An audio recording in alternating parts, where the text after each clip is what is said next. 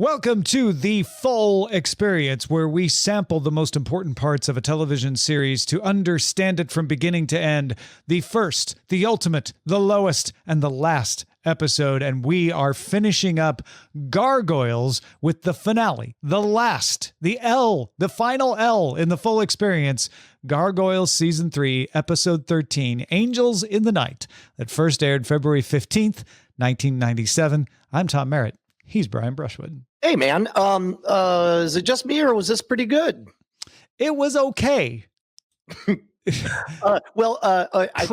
Pretty good. Yeah, okay. I'll go pretty good. It was pretty good. Well, so I got an email. One of the emails we didn't have time to read in the main show pointed out that the reason season 3 episodes seem so strange and janky is because they had moved the content blocks from being an afternoon programming intended for kids to watch after school to Saturday mornings, which meant compliant with TVY. So that's why, they ceased doing the long form strung together narrative, and instead each episode was pretty much self-contained and they had to reduce the violence, and it had to be like a lesson on and that's why you don't do drugs. Mm-hmm.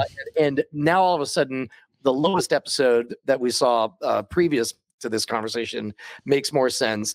And the self-contained nature of this one, to be honest, that actually worked in our favor, considering that we weren't watching all of the episodes. We only watched the first, the ultimate, the lowest, and the last. So as a result, the fact that they over-explained at the beginning, the gargoyles are being persecuted for being gargoyles. The quarrymen, which actually I rather dug all of that setup. The quarrymen being essentially the Ku Klux Klan. Also, that's clever because they smash some stone and all that stuff. They really are. They're just straight up gargoyle racists. Yeah. That just says don't trust them. Now that I know it's TVY, not TVY7, it actually reads very sophisticated, right? It's a very sophisticated lesson for a 4-year-old to be watching. I definitely noticed that this is a Y7. I'm not sure. He said Saturday. This forced them to make the show conform to the TVY. First two seasons had TVY7. This lower age rating forced the producers to simplify the show. This was a very simple show, and it lost a lot of the nuance that I really enjoyed in the first episode, and was still there in the second episode, even if it was to a smaller degree. It was missing last episode. It was missing in this episode. It's not a bad ending. It was a little bit of the Scooby-Doo ending, right? It was a little bit of, and now I understand why, because they all had to be self-contained. Which also I'm certain, given the long production time that goes into animation, I assume around this time nobody knew who would get renewed or not. Like, you had to write everything as though you're not going to get renewed. Yeah, interestingly, this episode aired in February, which they are celebrating Lunar New Year at the beginning of it, which usually comes around February. So I'm like, oh, that's well timed. But the previous episode had aired in December. So there was quite a gap between this one coming. Usually that means you kind of know that one's going to be the finale.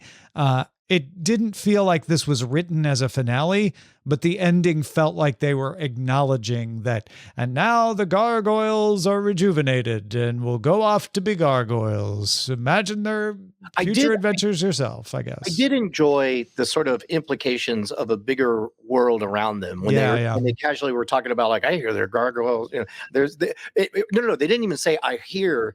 They were like, there's always that, you can go hook up with that crew of over in Japan, female gargoyle. Yeah, right.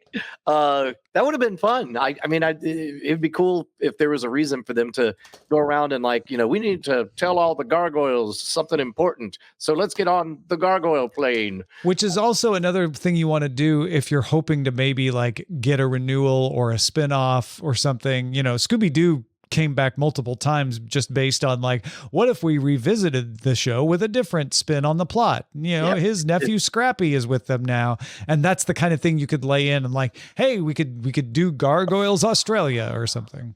Yeah. I mean, Gargoyles meet the Harlem Globetrotters. Yeah, especially if you're like, we can't get all the same voice actors, but we can get this one. Well, okay, great. Then we'll do, Gargoyles. Gargoyles play the Harlem Globetrotters in Beijing. So the Emperor says, we got to beat the Harlem Globetrotters or the robots are going to be let loose. No. It's cut to, I got action on this one, Bond. How many rocks you putting in? Did it strike you that we rarely saw Elisa in any of these episodes? Like she's supposedly a main character. She's featured prominently in the open, but she usually shows up for like 2 lines and then pieces out. Man, from what we only got a thin slice of this, so I don't know. Maybe she's like all over. No, we got the full experience, Brian. Well, keep in mind we're picking on purpose the outliers, chronologically and quality wise. So maybe she's just in all the middling episodes. I did like the adventure, it's a trope, but the runaway train adventure. Yeah, that was not bad. And it was pretty good. It delivered a satisfying,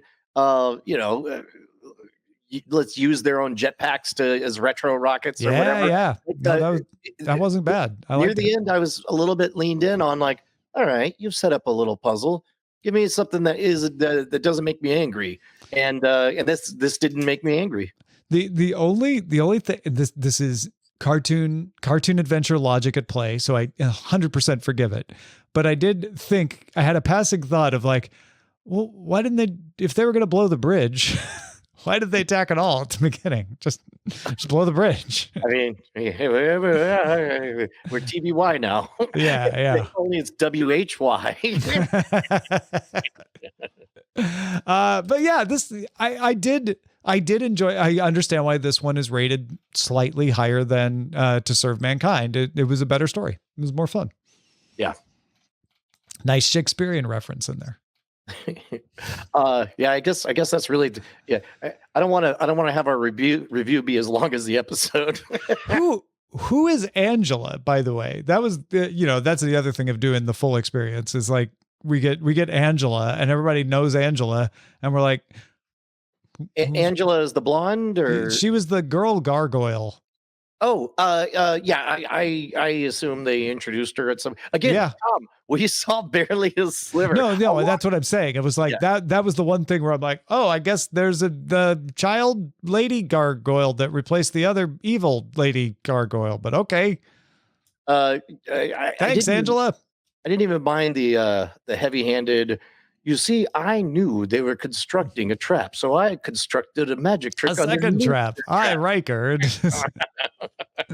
I didn't plan on Angela being there, though. That was a spanner in the works. You noticed for some reason. Yeah. No, it was good. I am glad that I am more familiar with gargoyles after doing this. We're being informed from the chat from Scoopernova Girl that Angela is a gargoyle from the saved eggs from the rookery from the past. Oh, okay. We did see the saved eggs from the rookery, so there you go. All right, good job. She's the Drogon of gargoyles. I don't think this is going to make me want to watch more gargoyles. Sometimes, even if I don't have time, I'm like, gosh, I wish I had time to watch the rest of it. I did feel that way a little bit with West Wing, even though I did not go back and watch any more of them. Well, especially like knowing how disappointing, knowing that it doesn't end with a bang, but with a whimper, a full season of being TVY and watching it's like Sliders. It's like knowing how Sliders, as good as the first season is, as good as the first season is, knowing how it ends, I cannot in good conscience tell anyone to start the show unless you intend to only watch the first 2 seasons and then pretend it's over. So we're going to fix that with our next full experience, which begins next time, The Wire. Oh my God. Are we really doing this? The first episode, season 1, episode 1, The Target. We'll be kicking off our next full experience. Also, Brian and I have both watched this, I believe, multiple times. No. I only watched it the one. It was quite a journey that one time, though. But that was what, 14 years ago? Gosh, yeah, I guess so. Yeah. Yeah.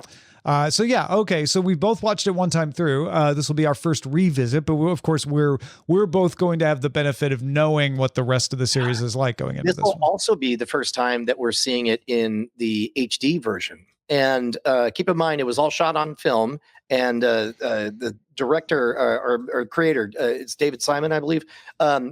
He conscientiously went back through the entire thing and had to decide, okay, because there's only two options. You can either trim the top and bottom and let it be widescreen, or you can punch in and essentially, yeah.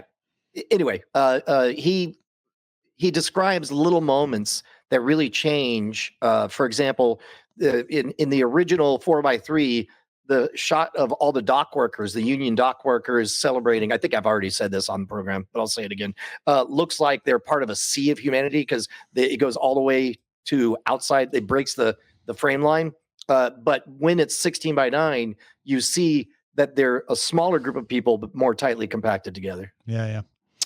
So that is our full experience for next time. Once again, The Wire, available on Max, season 1, episode 1, The Target. Then we will watch the ultimate episode, Middle Ground, from season 3.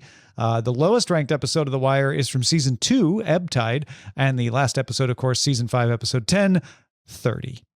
Which is slang, journalism slang for end of story. You put 30 at the end. I assume that the reason 201 is the lowest rated is because so many people, like, they made a big ask by suddenly, like, all of the characters that you came to know in season 1 suddenly are just not there. They have like barely. I think you just find out that McNulty is a boat. Whatever, we'll get to it. He's a boat. He's a boat cop now. It's a boat cop. Yeah, that's right. He became a boat. And he's his childhood dream. He's in love with the train. And then he became Prince of England, literally, when he was in the crown. Thanks, everybody, for watching the full experience. We'll be back again with The Wire first episode next time. You can get these episodes early if you're a patron of Cordkillers, patreon.com/Cordkillers, and we will deliver you that first in the FULL next time. Talk to you then.